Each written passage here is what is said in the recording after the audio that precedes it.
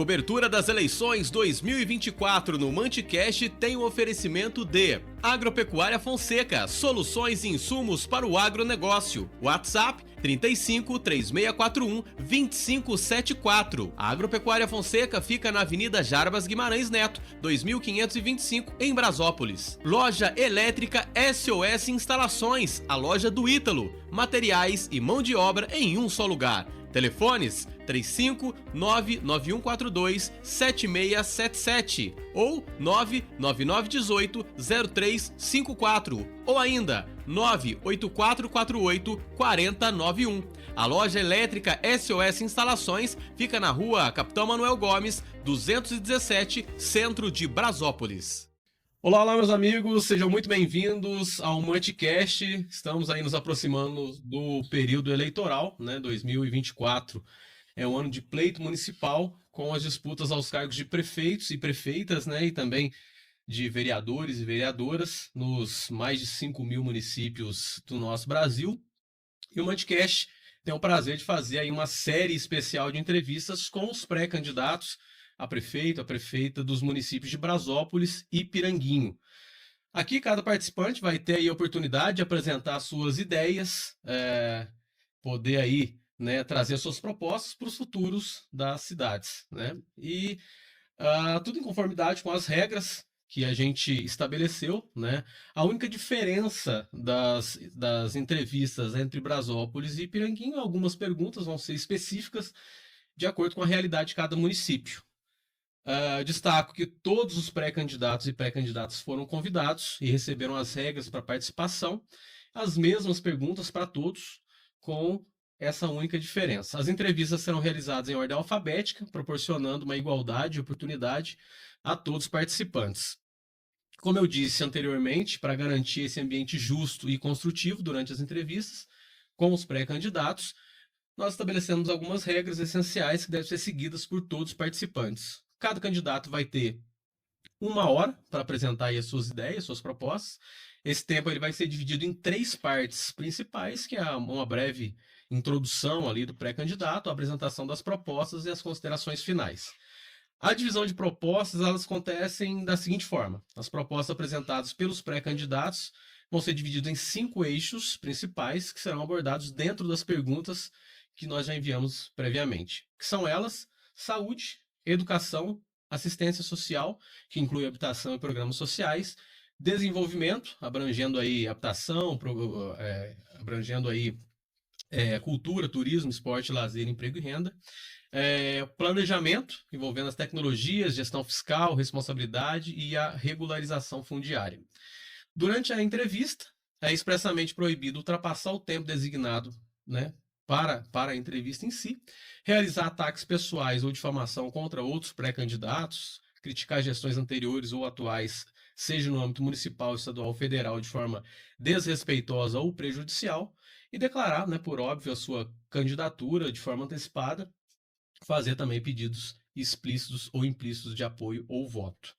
O objetivo principal da entrevista é discutir as ideias, as propostas de cada pré-candidato de forma construtiva e respeitosa, e a gente encoraja aí um diálogo aberto e objetivo que contribua com o entendimento dos cidadãos, né, da população, sobre as diferentes visões e planos de ação dos participantes. A entrevista vai ser conduzida por mim de forma séria, objetiva, na busca do cumprimento dessas regras estabelecidas para facilitar um debate equilibrado e produtivo entre os pré-candidatos.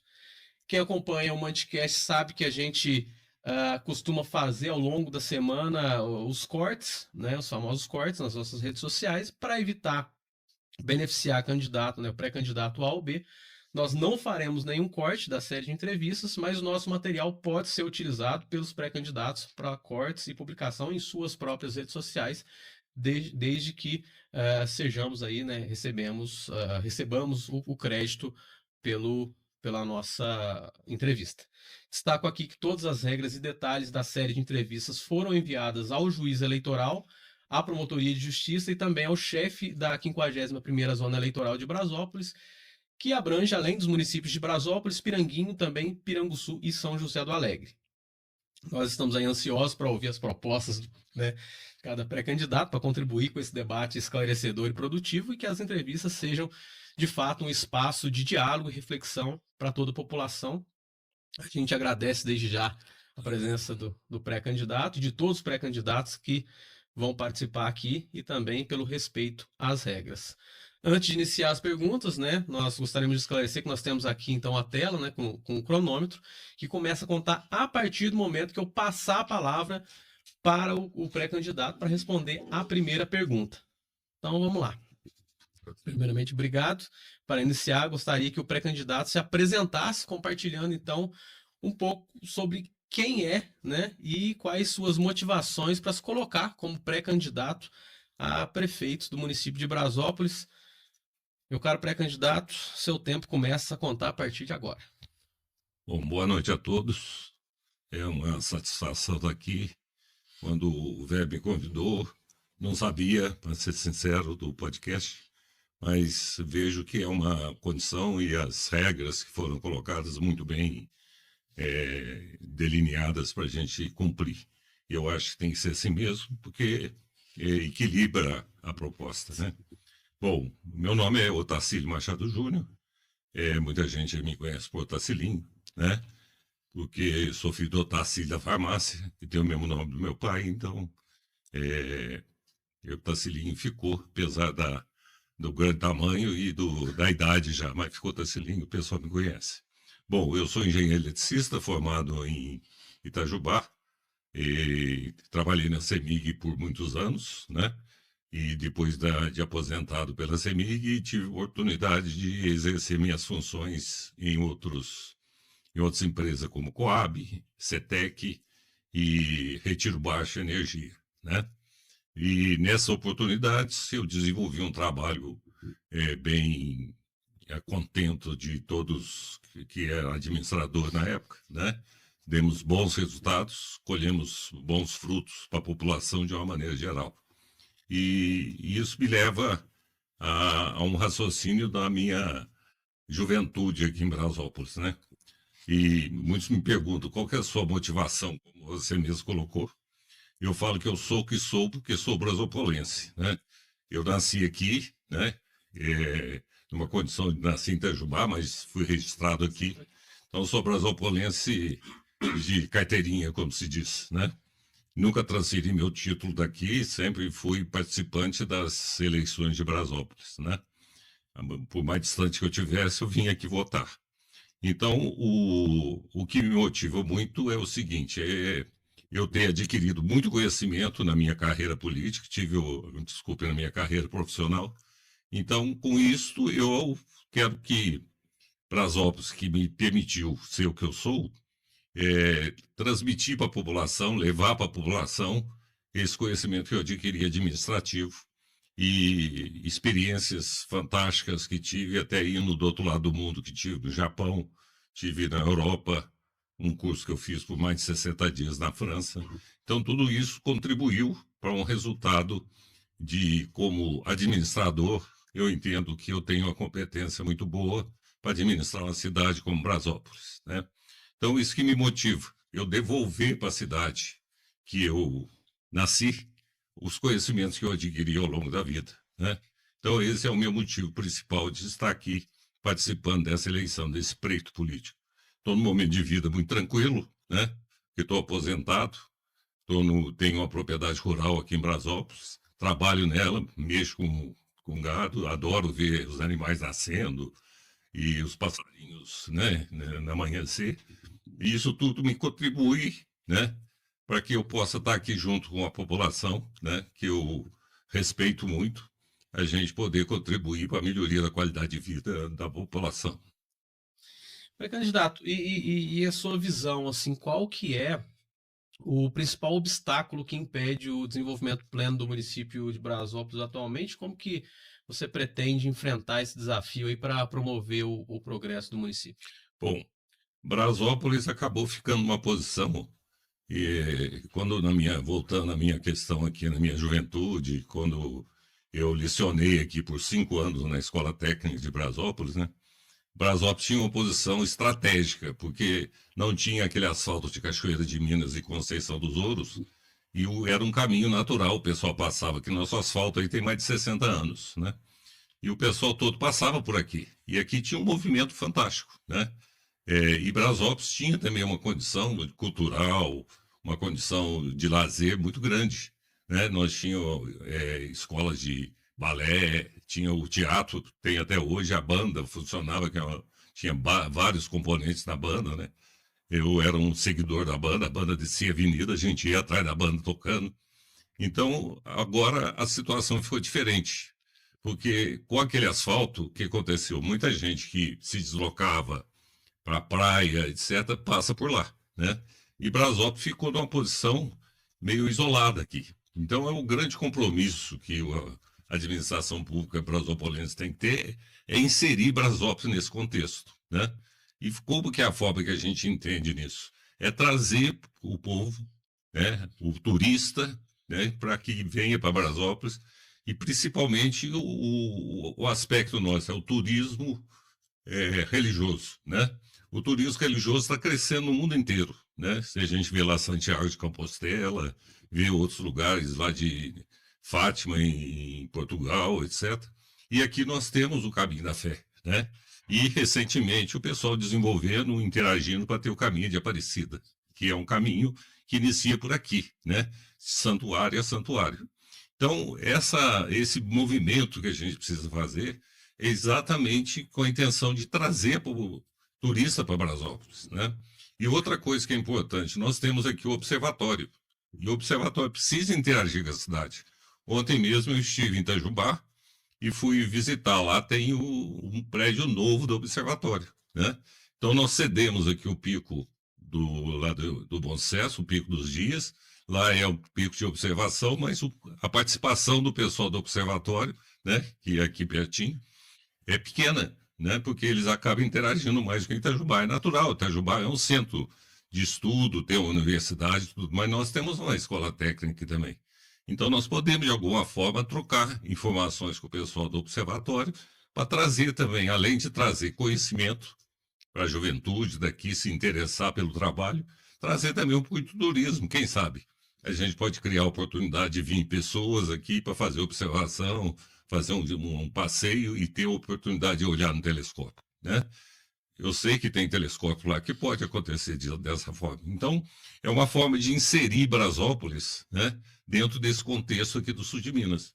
E outra coisa que eu acho que é importante, que a gente tem que fazer um trabalho conjunto regional, é como existe uma Serra da Canastra, existe uma Serra da Lagoa, criar uma serra, um nome para nós aqui. Nós temos a Serra da Mantiqueira. Quem sabe sul da Serra da Mantiqueira, uma sugestão, a gente criar, e aí nós vamos ter os nossos produtos voltados para isso, né? Queijo da Serra Sul da Mantiqueira, café da Serra Sul da Mantiqueira. Não é só Brasópolis, tem que interagir com os outros municípios próximos. Então, o que eu penso no desenvolvimento de Brasópolis é exatamente isso. Tem lá na frente, você vai me perguntar sobre a questão do emprego e renda, eu vou responder, mas nesse momento o grande desafio é inserir Brasópolis dentro do contexto do sul de Minas. Dos pontos mais importantes também, mais vulneráveis, isso não só de Brasópolis, mas da maior parte dos municípios do país, é a questão da saúde, né? Quais que são os principais desafios enfrentados hoje pelo sistema de saúde e como que você pretende enfrentar? Bom, a saúde, eu acho que tem dois aspectos importantes, né? Tem a saúde básica, que é aquela saúde que você atende o dia a dia, né? A saúde básica tem que ter um pronto atendimento. Nós temos que procurar um pronto atendimento o tempo todo. E ver na população com a maior necessidade, a gente ter condições de reduzir deslocamentos, né? A pessoa precisa ser atendida, aonde que ela vai ser atendida? Aonde for mais próximo da casa dela, né? E ter o recurso disponível. Eu acho que essa política de agendamento é perfeita, tem que agendar para poder ter o tratamento, mas tem que também ter condições de fazer um atendimento de emergência, né? Não é emergência porque o cara está passando muito mal, etc. Mas você imagina crianças que estão resfriadas, com o peito cheio, ou numa situação dessa, né? Eu sou filho de farmacêutico, então acabo dando uns pitacos nessa área, né? Então, você imagina uma criança numa situação chegar e não tem médico para atender, ou o pessoal fala que não é possível agendar, né? Essa é uma situação diferente, é uma situação distinta que tem que ser observada, né? Então, a saúde básica, eu entendo assim, que a gente tem que estar próximo do cidadão, né?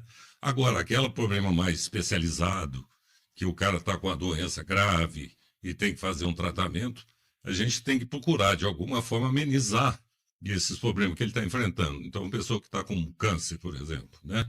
Que é uma doença que a gente sabe que é uma doença que abala a família inteira, né? E a pessoa, às vezes, tem que fazer longos deslocamentos, sair de madrugada de casa. É todo um desafio que faz. Então, como a gente sabe que tem várias cidades maiores aqui, mais próximas, a gente poder aproximar dessas cidades também na direção desses hospitais que existem e tentar, de alguma forma, fazer convênio com esses hospitais mais próximos, a gente ter menores deslocamentos, né? Pessoas hoje deslocam mais de 100 quilômetros, tem que sair de madrugada para chegar no horário que ele vai ser atendido. Quem sabe a gente consegue melhorar essa condição, né? Ainda mais nessa época do ano fria, dessa forma, a pessoa sair da cama numa condição precária, porque está doente, e ter que fazer isso. Então, a minha proposta é fazer um investimento grande nessa área, que é possível, né? Inclusive, a gente está procurando apoio exatamente nessa área, né? Existe um deputado que vai nos apoiar, ele é médico, voltado para esse sistema, e é o que nós pretendemos trazê-lo para que ele nos ofereça mais condições de atendimento na área de saúde. Ainda na questão de saúde, o senhor acabou respondendo basicamente tudo ali das duas perguntas, né? Mas ainda na questão dessa saúde básica e especializada, como que a gente pode garantir uma qualidade de atendimento e uma humanização no serviço? Bom, primeiro, eu entendo que tem que ter uma supervisão constante, né? Porque cada pessoa é uma pessoa diferente, cada pessoa tem um problema dentro de casa.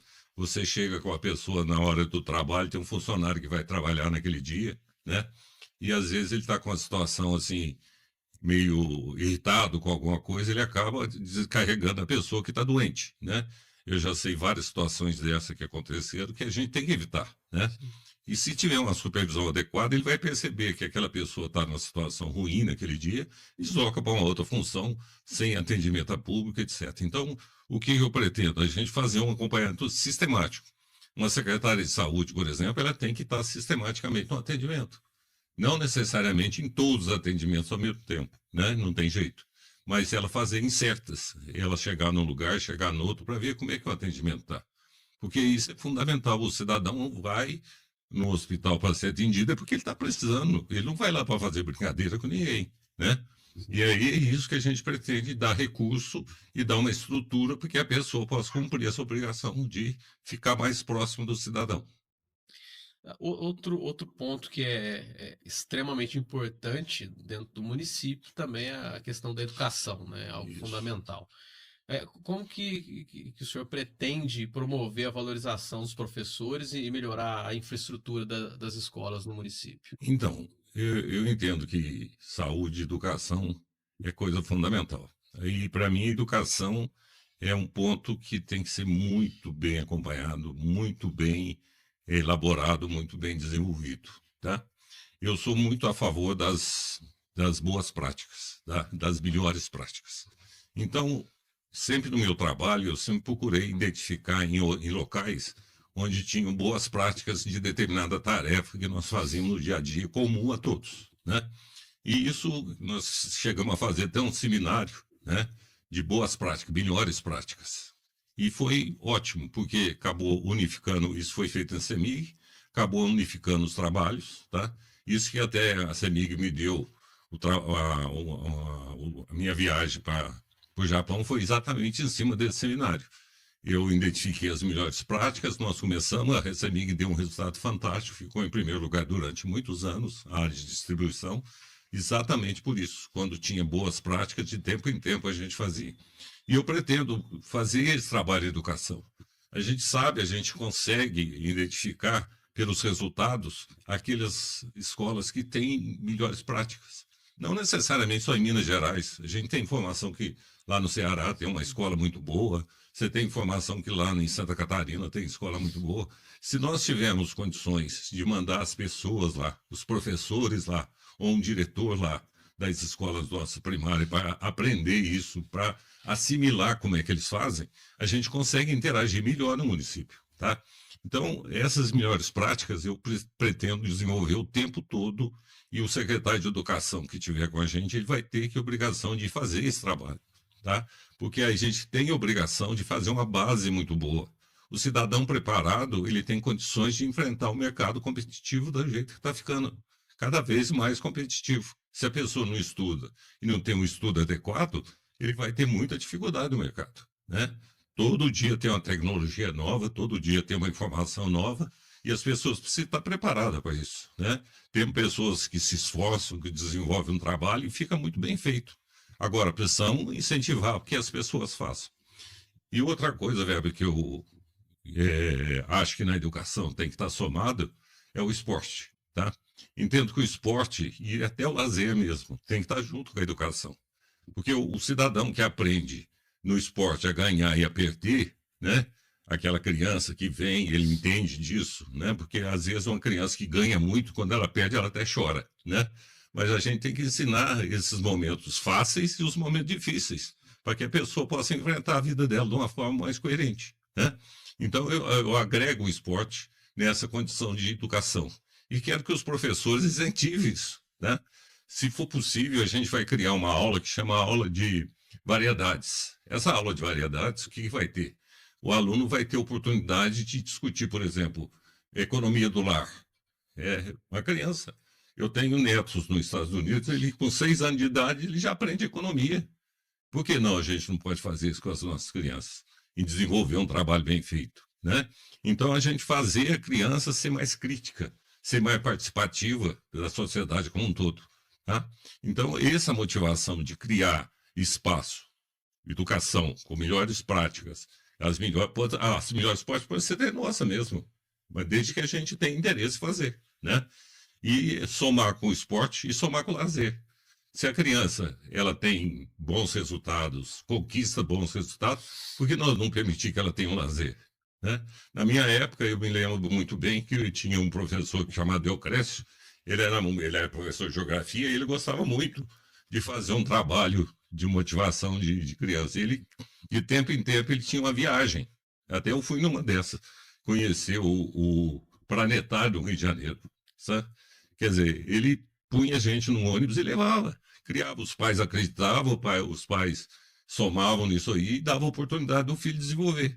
Essas coisas não têm aparecido mais, entendeu? Então, isso a gente precisa criar condições para que o aluno seja mais completo, tenha conhecimento de tudo e tenha oportunidade através da escola. Outro ponto também importante, né, é a questão, ainda dentro da educação, o investimento, né, necessário no município. Quais os principais desafios da educação e quais os principais investimentos necessários que você vê hoje no município? Então, eu entendo o seguinte, que como eu te falei, as melhores práticas é um investimento, porque a gente vai deslocar a gente para um lugar para o outro, mas também entendo as tecnologias que estão chegando, né? A gente precisa criar para o aluno lá, trazer as tecnologias mais modernas possíveis para a gente introduzir na escola, tá? Então, o grande desafio é a gente fazer com que essas tecnologias sejam inseridas no dia a dia do aluno, tá? E, por exemplo, um computador, um tablet, uma outra informação que ele possa colher, ensinar até esse trabalho de consulta, né? Que ele tem que entrar ali no Google Maps para ver um deslocamento, tem que entrar no Google para ele ver uma situação de uma pesquisa que ele tem que fazer, ensinar essas situações todas, é um desafio grande que tem que ter, porque os nossos professores também têm que entender do assunto para fazer isso. Então, dentro dessa aula que eu chamei de aula de variedades, vai ter essa oportunidade, entendeu? Até ensinar alguns jogos, por exemplo, ensinar um jovem a jogar xadrez, por que não? Isso cria um desenvolvimento na cabeça dele, jogar dama, né?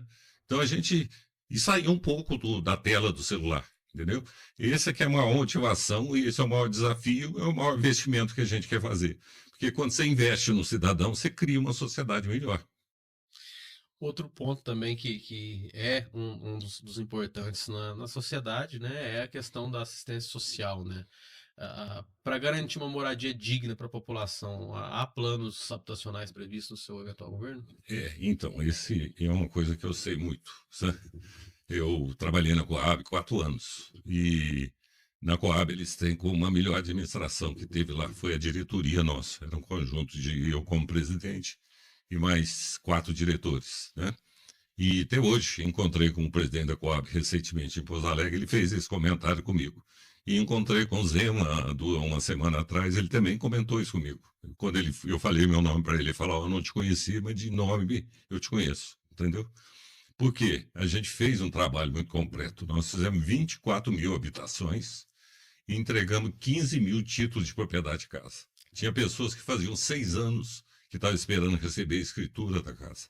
Né? Faziam 6 anos. Nós íamos entregar 180 escrituras aqui em Itajubá. Eu lembro muito bem de um senhorzinho que ele abraçou a escritura e não queria entregar para ninguém, mas fazia 6 anos que ele estava pedindo, já tinha acabado de pagar. Entendeu?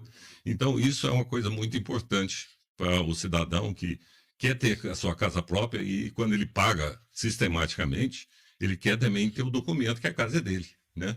Então, esse problema da habitação até foi quando nós fizemos essa administração, o governador na época, o Anastasia, ele me chamou um dia e passou 45 casas para a gente fazer em Brasópolis, tá? E a forma de funcionar é ter a gente tinha casa pronta para fazer, mas tinha que ter estrutura feita pelo município. E na época os prefeitos, a gente não conseguiu equacionar o terreno, entendeu? Chegamos até fazer um projeto, tudo, mas o terreno tinha que ser doado, o terreno, e não foi doado. Nós fizemos 353 conjuntos no estado inteiro. Fizemos aqui em Piranguinho, ali no sul, como é que chama aquele bairro que sai para São José do Alegre? Naquele Santa bairro, Bárbara, Santa Bárbara, isso. Fizemos lá 30 casas, lá no alto. Se você passar lá e olhar lá no altinho, lá tem 30 casas da Coab. Fizemos em várias cidades aí. Fizemos em São Gonçalo, Sapucaí, 98 casas. Então, mas tudo em função, como é que funcionava? Tinha o terreno com a estrutura e a gente vinha construir a casa, entendeu? Fomos a única companhia de habitação do Brasil inteiro que conseguimos cumprir a meta. Outros não cumpriram a meta, que na época foi passado que chamava programa SP50, quer dizer, menos de 50 habitantes, construir as casas, sabe? E nós conseguimos fazer todas que estavam previstas. Então, Weber, a minha proposta é trabalhar com isso. Sei como fazer, sei o modelo de casa. Conseguimos fazer um convênio com a CEMIG na época. A CEMIG deu o aquecedor de água e deu 5 lâmpadas econômicas para pôr em cada casa. Isso foi muito bom, porque a conta de energia competia com a prestação da casa, porque a casa tem uma prestação, né? E como eles puseram, porque o grande problema é o chuveiro, o cara gasta muito energia, né? E a conta de energia competia com a prestação. Como entrou o aquecedor solar, a conta de energia ficou pelo mínimo, entendeu? Então a inadimplência de nós também caiu em função disso. Então a gente tem como fazer, e pelos contatos que eu tenho com a CEMIG, a gente consegue alguma coisa nesse sentido, que é um programa que chama Procel. É um programa que pode criar condições da gente trabalhar nesse sentido. Então, eu tenho um projeto de habitação, sim. A gente tem com a intenção de fazer o melhor possível, a melhor qualidade de casa que o pessoal possa receber, tá? E outro ponto também importante, a gente sabe das necessidades da população, é a questão do acesso a programas sociais, né? Alguns já existentes, e há planos de criar novos programas para atender essas demandas de uma população com uma maior vulnerabilidade? Exatamente, isso é outra questão, a gente classificar, né? É uma questão que a gente tem que ver muito bem, porque a gente tem que caracterizar qual que é o cidadão que merece aquele programa social, né? Porque isso beneficia o cidadão. Tem que identificar muito bem e o cidadão se sentir bem dentro do programa social. E uma outra coisa que a gente tem que fazer, está dentro de um contexto de trabalho, de um plano de governo maior, é a gente incentivar esse cidadão também, não ficar acomodado naquela posição de algum plano social, de algum programa social. Ele ter vontade de sair daquilo. E a prefeitura, o governo, né, municipal, tem condições de auxiliá-lo nesse sentido, de criar condições para que ele saia, porque é natural que o sujeito tenha uma fase ruim na vida dele, mas de outra forma também é natural que ele queira crescer. E é isso que a gente pode criar condições também. Mas os programas sociais que surgirem, a gente vai fazer de tudo para enquadrar a pessoa certa no lugar certo. Outro ponto importante, né, nos municípios é a questão do desenvolvimento, que envolve a cultura, turismo, esporte, lazer e a questão também do emprego e renda. como que você pretende promover o desenvolvimento da cultura no município de Brasópolis e quais ações vão ser aí tomadas para fortalecer o turismo? Então, na cultura nós temos o nosso teatro amador brasopolense, que é um movimento muito forte que tem aqui no município, né? Nós temos aí uma Semana Santa maravilhosa em função desse trabalho que o pessoal faz, né? Temos outros trabalhos que o pessoal tem feito de peças teatrais, etc. Vamos continuar incentivando o máximo que a gente puder. Vamos continuar. Tem uma banda, que é uma banda centenária. Hoje ela está toda pequena, né? Porque foi saindo gente, falecendo gente, e a gente ficou sem ter novos músicos. A minha intenção, né, aquele prédio lá, até ajudei muito a ele recuperar aquele prédio com o João Vianney, o pessoal lá, o Carlinho Pellegrini. Então, o que que a gente quer fazer? Em Pouso Alegre existe um conservatório de música. Uma política atual é de não criar novos conservatórios, mas criar núcleos desse conservatório em outras posições, em outros municípios. Então, se a gente conseguir fazer com que junto ao governo, trazer alguma coisa nesse sentido, quer dizer, um conservatório de música próximo, que é o de Pouso Alegre, a gente tem um núcleo dele aqui em Brasópolis, nós já temos o espaço físico para criar uma condição, já temos alguns que podem ser professores nesse sentido. Se a gente conseguir trazer isso, a gente vai incentivar o pessoal a novamente ir para música e nós ter uma banda novamente, entendeu? Funcionando, porque existe a banda, como a banda de Santa Cecília, existe, mas nós precisamos incentivá-la para crescer novamente, né? Temos aqui os bonecos gigantes, né? Que o pessoal faz um trabalho muito bem feito em Carnaval, eles são solicitados em outras cidades. Já tive a oportunidade de chegar na cidade e ver a criançada toda feliz lá, tendo o pessoal que são daqui, né? Que a gente precisa incentivar também. E temos o caso eu pus aqui também o coral. O coral nosso também é um patrimônio do município, né? Nós tínhamos Zé Vilela que se dedicava, era empenhado, levou o coral a ser o que é hoje, mas o pessoal continua com esse trabalho do coral. Então, já ajudamos o coral no piano, em órgão, recuperação desses equipamentos deles lá, de música.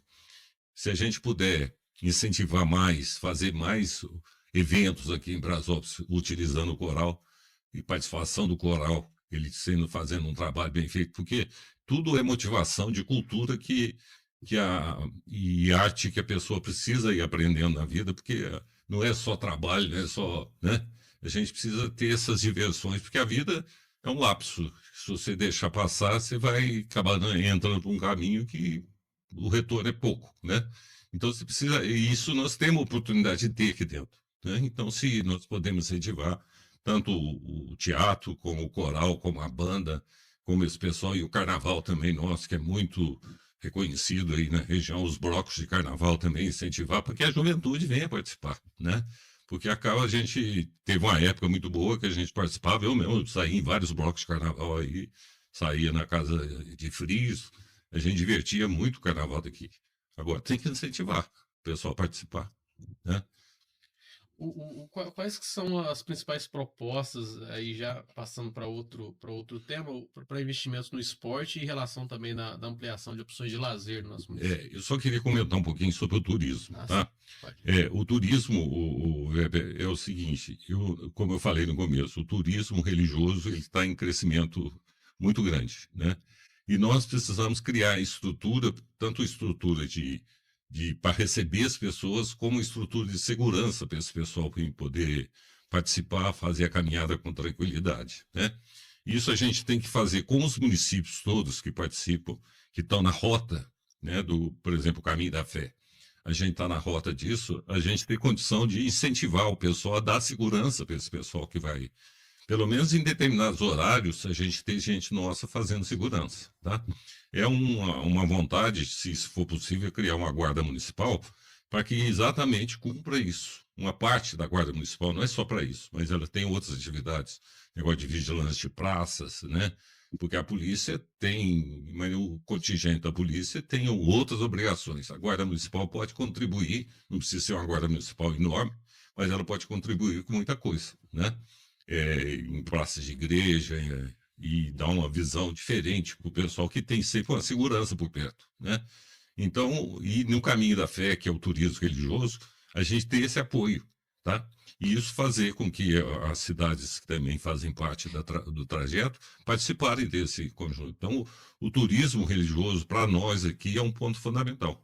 O caminho de Aparecida, que é de um santuário no outro, que é o Santuário de Brasópolis e o Santuário da Aparecida, que é o santuário que nós temos aqui, né?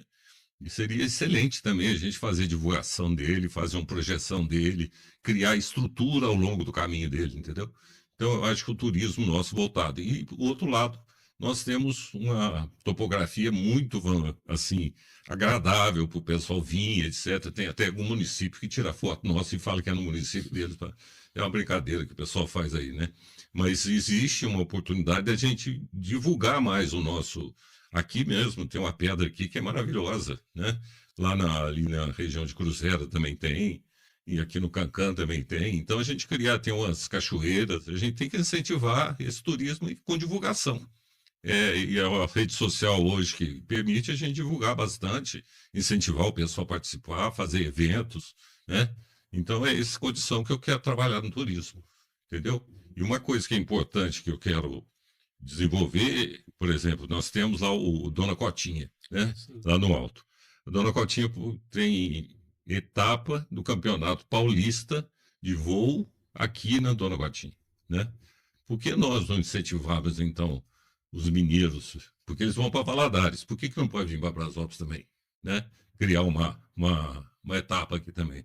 É tudo condição da gente participar e criar oportunidades para que esse pessoal possa também... Isso tudo é renda. Porque esse pessoal que vem para cá vai criar...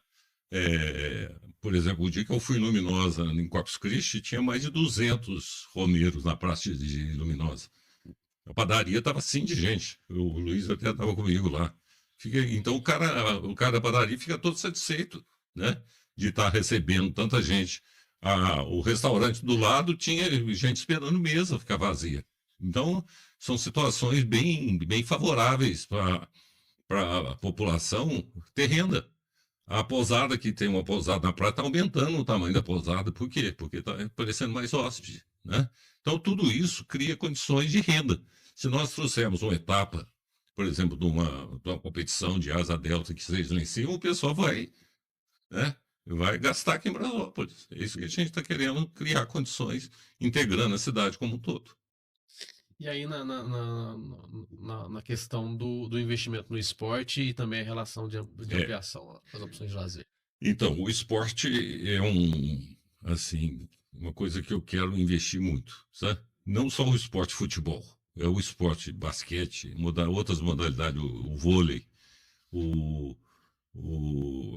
que as crianças gostam muito hoje do skate, né? Criar condições, a gente tem uma competição interna aqui de um ficar melhor que o outro, criar, como eu falei anteriormente aqui, o xadrez, que leva o intelecto a pessoa ficar raciocinando, a dama, né?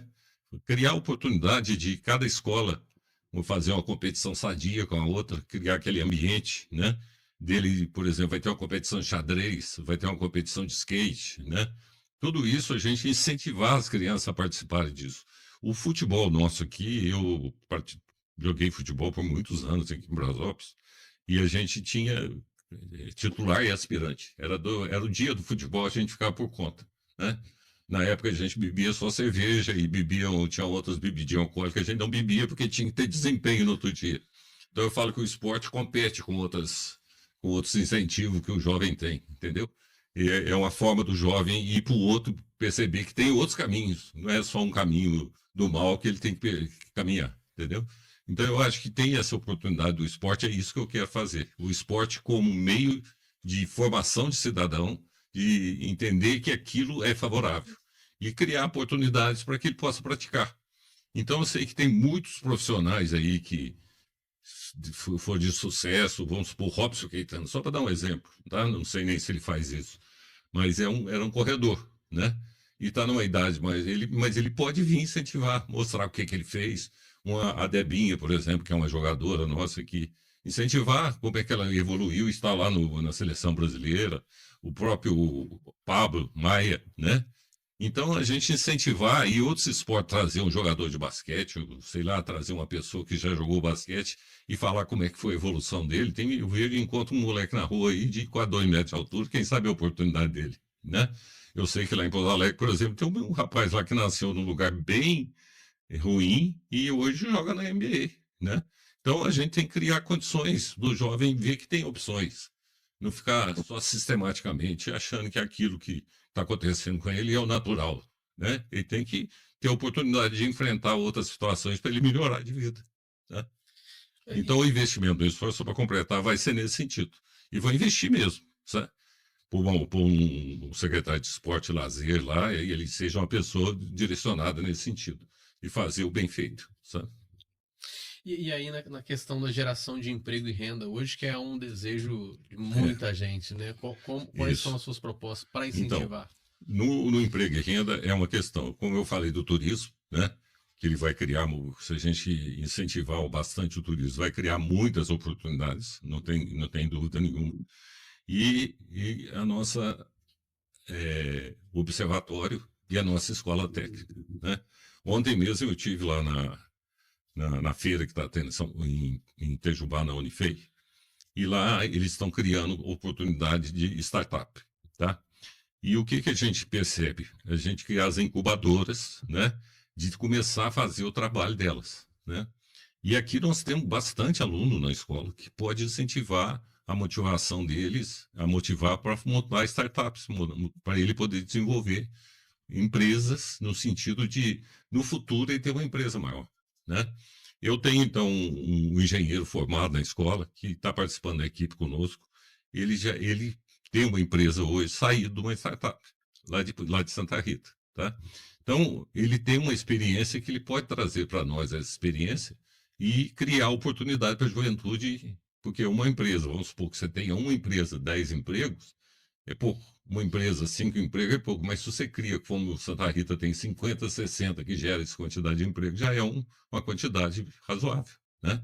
Mas você tem que começar. É feito aquele negócio da muralha da China. Você olha e fala, nós não vamos dar conta, mas tem que dar o primeiro passo. Então é isso que a gente pretende fazer. Criar oportunidade para a juventude passar a ser um empresário, um empreendedor. Ele ter condição de fazer alguma coisa diferente do que ele está estudando e ter uma prática. Eu sei que tem muitos alunos aqui que querem fazer escola superior.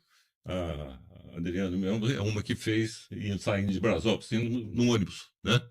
E às vezes a gente tem várias profissões que eles querem adquirir e eles precisam do estágio, porque a experiência, por exemplo, dele quando pede que tem experiência, ele precisa ter alguma coisa.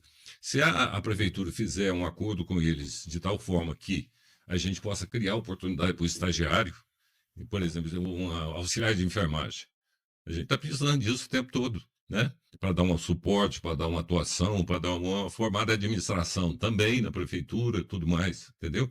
Então, se você tiver condição de trazer esse jovem que está formando, ficar 6 meses com vamos dizer, o salário de estagiário, mas aprendendo na escola e passando a teoria que ele aprendeu para muita gente, é ótimo, né? É uma tecnologia nova que ele vai apoiar. Um auxiliar de enfermagem pode dar um apoio para uma criança que está doente, que chegou lá, não conseguiu marcar a agenda. Então, tudo isso, a gente tem que criar um ciclo virtuoso de tal forma que o benefício apareça, né? Mas tem que começar, né? Se a gente ficar só parado na situação, fazendo as mesmas coisas, o resultado vai ser sempre o mesmo. Nós temos que fazer coisa diferente para ter resultado diferente. Essa é a minha proposta. Vim aqui empenhar, eu estou disponível o meu tempo integral, porque a última empresa que eu trabalhei saí agora no dia 15 de janeiro. Eu estou disponível para fazer isso e vou estar presente. Dentro do possível, vou querer estar presente em todos os momentos, não só ficar na minha sala com a porta fechada, não. Eu quero estar lá, presente junto com cada um, motivando a fazer essas coisas que eu estou me propondo. Está tudo bem equacionado para a gente desenvolver, entendeu?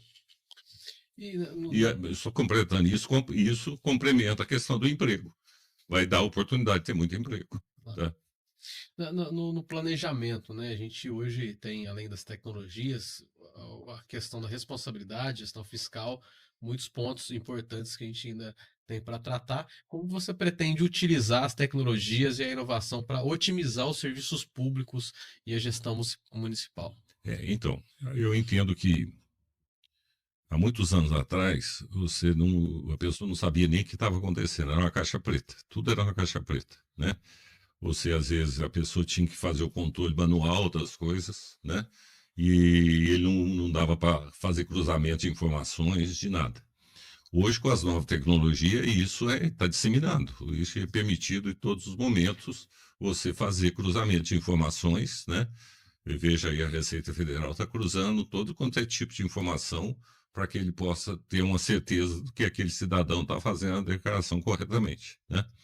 Então, a minha intenção é fazer dessa tecnologia, que todo dia tem uma novidade, exatamente isso, criando condições. Primeiro, para a administração, favorecer a administração, a gente ter condições de administrar melhor, né? Porque você vai ter mais informações, com mais informações você faz mais. Você vê o recurso que está sendo utilizado, você otimizar o serviço que você vai fazer, tudo isso tem condições de você cumprir em cima dessas novas informações, dessa nova tecnologia, né? Você tem uma média de trabalho, você sabe quantos trabalhos você pode fazer por dia, quantas tarefas daquele tipo você pode desenvolver. Tudo isso, você tendo uma pessoa que tenha conhecimento de informática e seja de TI, ele tem condições de fazer. Colocando um técnico adequado nesse momento para fazer, ele vai adotar as novas tecnologias e vai desenvolver. Então, na administração pública, eu pretendo colocar isso para que aumente a transparência, o pessoal perceba o que a prefeitura está fazendo, os recursos que estão chegando à prefeitura.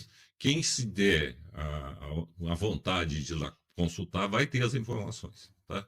Não vai ficar jogando para cima o papel na rua para o pessoal ler, não. Mas se o cara interessar em ter as informações, pode procurar que vai ter. E o máximo possível que a gente vai ter.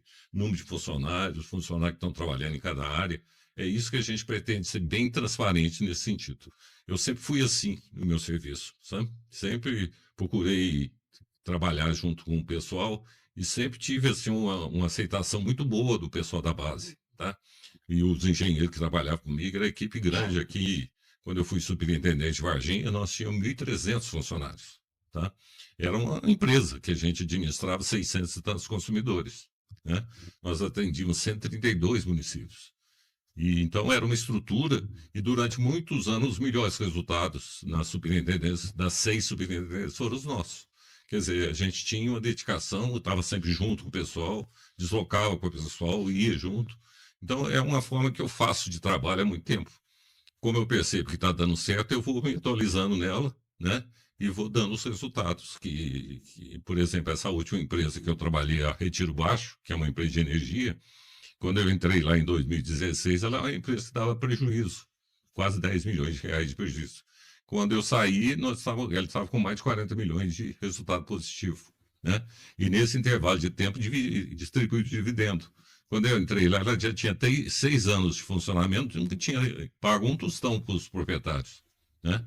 Daí para frente, a partir de 2017, 2018, já foi um pouquinho, até chegar a um valor razoável. Quer dizer, é uma preocupação que a gente tem do resultado positivo. Então, numa administração pública, isso é mais responsável ainda, porque eu não estou mexendo com o meu dinheiro. Eu estou mexendo com o dinheiro daquele cidadão que vai lá, compra um produto, ele tem um imposto que ele vai pagar. Esse imposto que vai gerar recurso a nível estadual, que depois volta para o município fazer as obras dele. Então, indiretamente, a gente está trabalhando o dinheiro daquele cidadão. O dia inteiro ele está fazendo um serviço, comprando, alimentando, ele está pagando impostos. E nós temos que aplicar esse dinheiro de forma adequada. Os impostos nossos são grandes. É muito imposto. Se não dá o retorno adequado, ele é pior ainda, né? Porque aí, além de ser grande, ele não dá retorno, aí que a situação piora muito. Então, é transparência. E usando essas novas tecnologias que a gente quer desenvolver. Quais as medidas para se adotar para garantir uma gestão fiscal responsável e transparente? Basicamente, o senhor já respondeu, mas visando a questão do equilíbrio financeiro dos municípios. Então, se você tem mais informações, você tem condições de fazer o equilíbrio adequado, né? Então, a gente procurando ter informação o tempo todo, esse tempo, essas informações, a gente vai fazendo equilíbrio de pagamento, do que a gente pode transferir de pagamento para empregados, para o pessoal que é funcionário da prefeitura, né? Então, a gente tem que, todo esse trabalho é feito a partir das informações. Se você é bem informado, você faz um trabalho bem feito. Se a informação não é adequada, você também não vai fazer. Então, como eu falei, no conjunto disso aqui, dessa questão SUS, que eu achei que foi muito bem colocada, da gente ter um conjunto de informações, né? Você tem a tecnologia, você tem a transparência e você tem resultado fiscal em cima disso, né?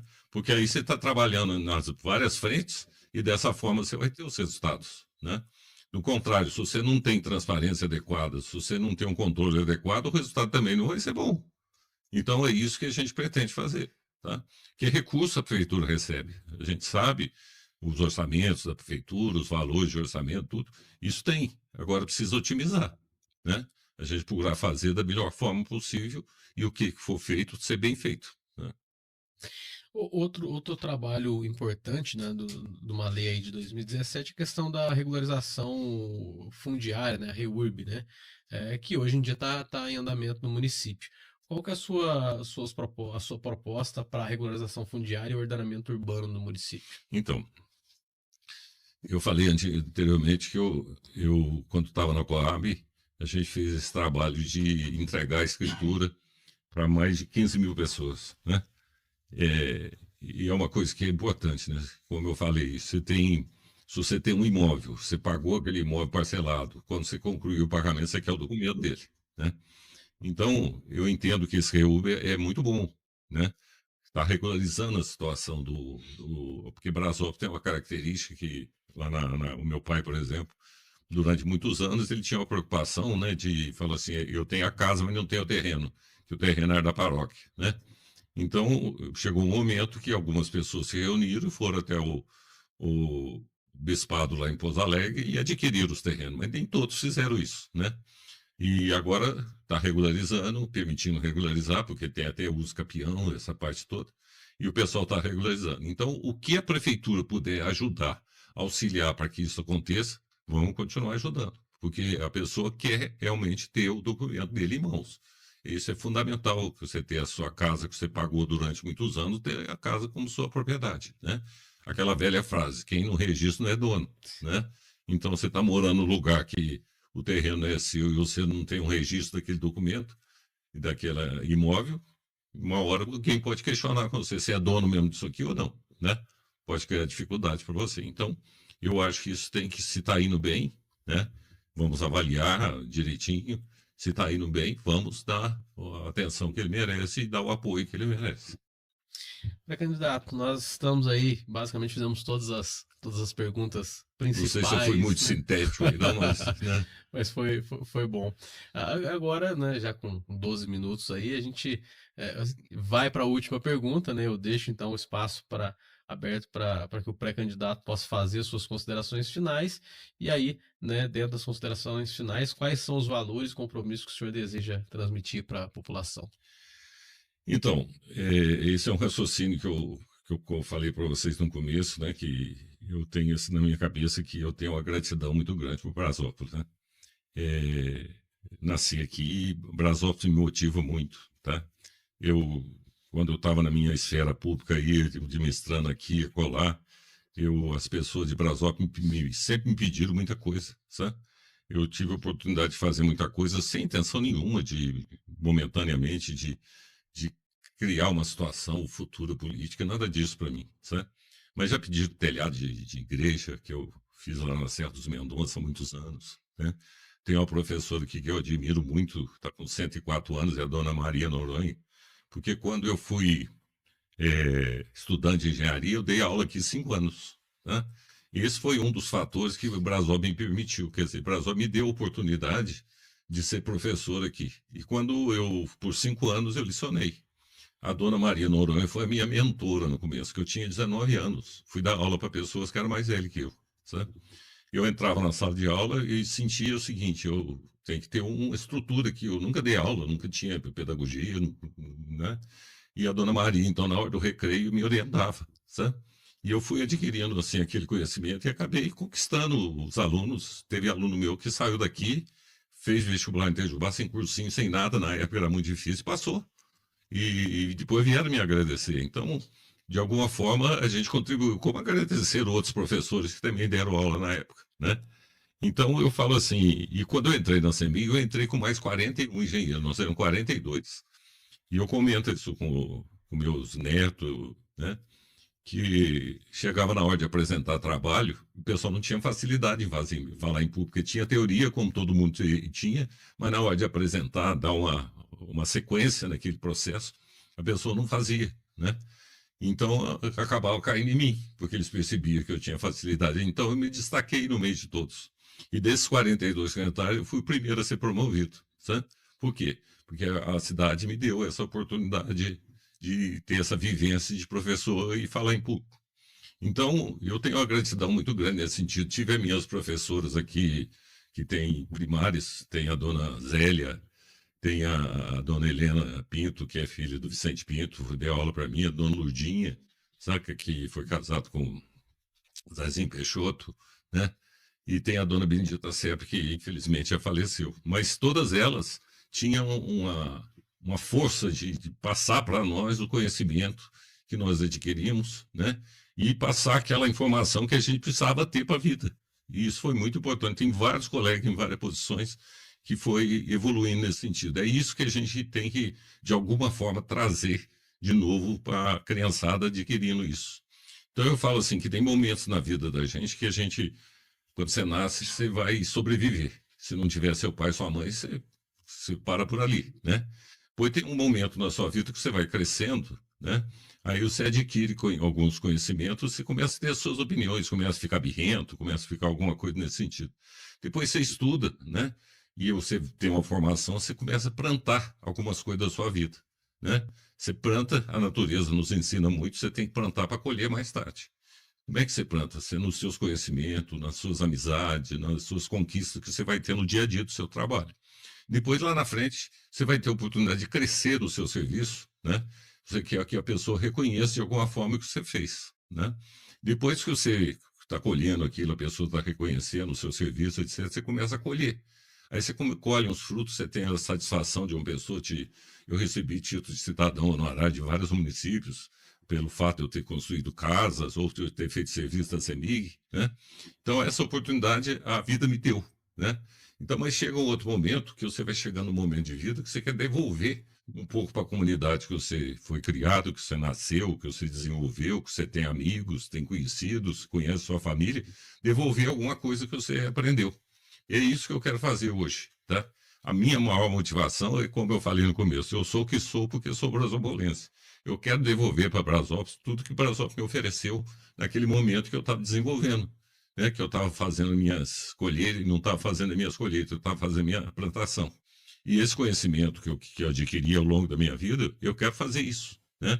Com eficiência, com qualidade, com competência. Eu me julgo um bom administrador, tá? Tenho condições de fazer e a vida me propiciou ter condições financeiras, etc., de estar fazendo um trabalho tranquilo, tá? Quero fazer, então, um trabalho muito bem feito para Brasópolis, se a população reconhecer isso e se Deus me ajudar, né? Porque o voto é secreto, cada um faz o seu momento, e se isso for permitido, se isso for possível, eu vou fazer o que melhor me cabe fazer, que esse momento da minha vida é para isso. Eu estou disposto a ficar dedicado a Brasópolis, sou brasopolense de coração, adoro a cidade, gosto da música da minha cidade, porque música como a nossa é muito pouca cidade que tem, né? Todos amam a sua terra, eu amo a minha também, né? Então a gente vai fazer um trabalho bem forte para Brasópolis. E Brasópolis vai ficar satisfeito se isso acontecer, porque eu tenho certeza que nós vamos ser vitoriosos nesse sentido de fazer o melhor para Brasópolis. Agora, a vitória de eleição a Deus pertence. Cada um faz o seu momento e cada um conquista aqueles votos que deve conquistar.